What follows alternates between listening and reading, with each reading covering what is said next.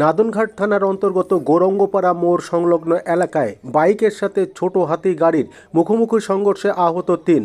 আহতদের নিজের হাতে উদ্ধার করে কালনা হাসপাতালে পাঠালেন নাদনঘাট থানার আইসি বিশ্ববন্ধু চট্টোপাধ্যায়। জানা গিয়েছে, এদিন শুক্রবার আনুমানিক 1টা নাগাদ বাইকের সঙ্গে গাড়ির মুখোমুখি সংঘর্ষ হয়। চলুন দেখে নেব সেই ছবি। আপনারা দেখছেন নিউজ নদিয়া এক্সপ্রেস। চ্যানেলটিকে সাবস্ক্রাইব, লাইক, শেয়ার এবং ফেসবুক পেজটি ফলো করুন আর দেখতে থাকুন নিউজ নদিয়া এক্সপ্রেস।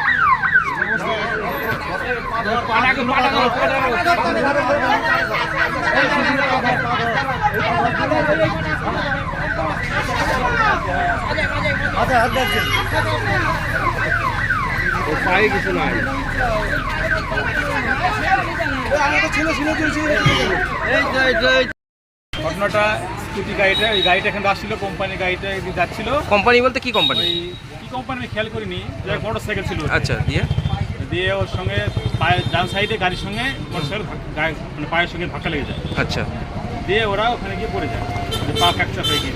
যে কজন ছিল মোটর সাইকেলে? 3-4 জন ছিল হয়তো। আচ্ছা, এখন নাদনঘাট থানা এলো, নিয়ে গেল, তাই তো? এটা কোন জায়গা?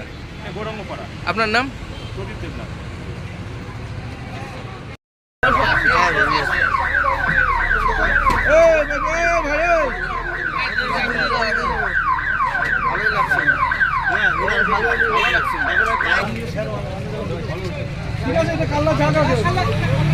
এটা তো কারো কাম্য নয়।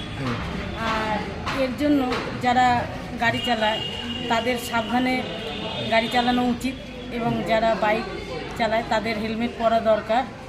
তাহলেই নিজেও সুস্থ থাকতে পারবেন আর যেন সুস্থভাবে গাড়ি চালাতে পারেন, এবং তাহলে অ্যাক্সিডেন্টও কম হবে। সকলে 3 জনের লেগেছে, কি বলবেন ওদের উদ্দেশ্যে? তাদের উদ্দেশ্যে এটাই বলছি, তারা যেন খুব দ্রুত সুস্থ হয়ে যায়। এছাড়া আর কি বলবো, ভগবান যেন তাদের ভালো করে সুস্থ করে, এটাই। আপনার নাম? আমার নাম কানন বর্মন।